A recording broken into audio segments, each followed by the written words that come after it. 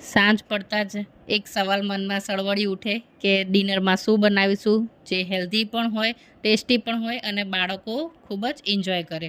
તો આજે હું તમારી સામે લઈને આવી છું લેઝી ડિનર રેસીપી, જેનું નામ અત્યારે હું નહીં કહું, જેનું નામ તમે મને કમેન્ટ કરીને કહેશો કે તમે આને શું કહો છો ઘરમાં. જેના માટે મેં સૌથી પહેલાં 2 ડુંગળી લઈ લીધેલી છે અને એને ચોપરમાં ચોપ કરી લીધેલી છે મેં. ત્યારબાદ 2 કેપ્સિકમ લીધેલા છે મેં, જેને હું સેમ ચોપરમાં ચોપ કરી લઈશ. તમે ચાહો તો કેપ્સિકમના સહેજ મોટા ટુકડા પણ રાખી શકો છો, પણ આ જે હું રેસીપી બનાવી રહી છું એમાં મારે એકદમ ફાઇન વસ્તુઓ જોઈએ છે, એટલે મેં એને ચોપરમાં ક્રશ કરેલું છે. ત્યારબાદ મેં કઢાઈમાં તેલ મૂકી અને રાઈ હિંગનો વઘાર કરી લીધેલો છે. જો તમે ચાહો તો આમાં જીરાનો વઘાર પણ કરી શકો છો. મને આ રેસીપીમાં રાઈ વધારે ભાવે છે, એટલે મેં આમાં રાઈ નાખેલી છે. ત્યારબાદ આપણે જે ચોપ કરેલી ઓનિયન છે એ અંદર નાખી દેવાની છે. અને આ બધી વસ્તુ સોતરતા વખતે એક વસ્તુનું ખાસ ધ્યાન રાખવાનું છે કે ગેસની ફ્લેમ એકદમ ફાસ્ટ રાખવાની છે, સ્લો કે મીડિયમ કરવાની નથી. બધું આપણે ફાસ્ટમાં જ કરવાનું છે. ત્યારબાદ મેં એમાં કેપ્સિકમ પણ એડ કરી દીધેલા છે. તમે જોશો તો મારી ફ્લેમ તમને નીચે દેખાશે કે એ એકદમ ફૂલ છે. આપણે આમાં બાર્બેક્યુ જેવી સ્મેલ લાવવાની છે, એટલે મેં બધી વસ્તુને હાઈ ફ્લેમ ઉપર ચડાવેલી છે. હવે તમે ચાહો તો તમે આ ટાઈમે ગાજર પણ એડ કરી શકો છો. મારી પાસે ગાજર અવેલેબલ નહોતા. મીનવાઇલ આ લેઝી રેસીપી છે, એટલે હું બને એટલા ઓછા ઇન્ગ્રીડિયન્ટમાં ફટાફટ થઈ જાય એવું જ આજે રેસીપી પ્રિપેર કરી રહી છું. બધું વ્યવસ્થિત ગોલ્ડન બ્રાઉન થઈ જાય ત્યાં સુધી હાઈ ફ્લેમ ઉપર એને રહેવા દેવાનું છે.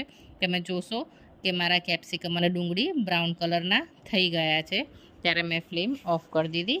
અને હવે આ બેટર છે જે ઇડલી, ઉત્તપમ કે ઢોસા માટે કામ લાગે છે. આજે આ રેસીપી માટે હું આ બેટર બહારથી લાવેલી છું, કારણ કે મારી પાસે ટાઈમ નહોતો અને મારી લેઝી ડિનર રેસીપી છે એઝ યુઝ્યુઅલ તમે જાણો છો, એટલે હું આજે બહારથી લઈ આવી છું બેટર. અને એમાં મેં મારો બધો ગ્રેવીવાળો મસાલો નાખી દીધેલો છે. મીનવેલ થોડું પાણી પણ એડ કરેલું છે કે જેથી આપણું બેટર સ્મૂધ બની જાય અને થોડુંક ઢીલું થઈ જાય, કે જેના કારણે આપણે પુડલા, ઉત્તપમ કે ઢોસા તમે જે કહો એ આપણે વ્યવસ્થિત રીતે સ્પ્રેડ કરી શકીએ. મીઠું એડ કરી દેવાનું છે બેટરનો ટેસ્ટ પ્રમાણે, અને વ્યવસ્થિત બધું હલાવી એટલે આપણું બેટર રેડી થઈ ગયું છે. હવે બસ આપણે એને કશું નથી કરવાનું, તવી મૂકી અને એમાં સ્પ્રેડ કરી દેવાનું છે. અત્યારે મેં તવી ઉપર તેલ કે ઘીનો ઉપયોગ નથી કરેલો, કારણ કે જો તેલ કે ઘીનો ઉપયોગ કરીશ તો એમાં ગોલ્ડન સરસ કલરની ભાત પડશે નહીં. થોડું ઘી હવે હું એડ કરીશ એમાં, કે જે બાળકો માટે પણ હેલ્ધી છે અને ટેસ્ટમાં તો ખૂબ જ સરસ લાગે છે. એક વખત તમે આ ઉત્તપમની રેસીપી જરૂર ટ્રાય કરજો. હું આમાં તમને 2 રીતનું બતાવી રહી છું ઉત્તપમ.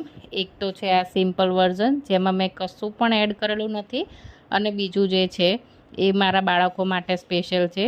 એના ઉપર મેં લસણની ચટણી ચોપડેલી છે, લસણીયો મસાલો જેને આપણે કહીએ છીએ, અને ચીઝ નાખેલું છે. તમે તમારી અનુકૂળતા પ્રમાણે ચીઝનો ઉપયોગ કરી શકો છો, વધારે ઓછા પ્રમાણે. અને બસ હવે આપણા ઉત્તપમ કે ઢોસા જે કહેવું હોય એ કહીએ, જે આપણું રેડી થઈ ગયું છે. આને મેં ટોપરાની અને લીલી ચટણી સાથે સર્વ કરેલી છે. એક વખત આ રેસીપી ટ્રાય કરજો, તમને જરૂરથી પસંદ પડશે. અને ખૂબ જ ઇઝી અને બહુ ઓછા ટાઈમમાં આપણી આ રેસીપી બની જાય છે. તો ચોક્કસ એકવાર ટ્રાય કરજો અને મારી ચેનલને સબસ્ક્રાઈબ કરજો. Thank you.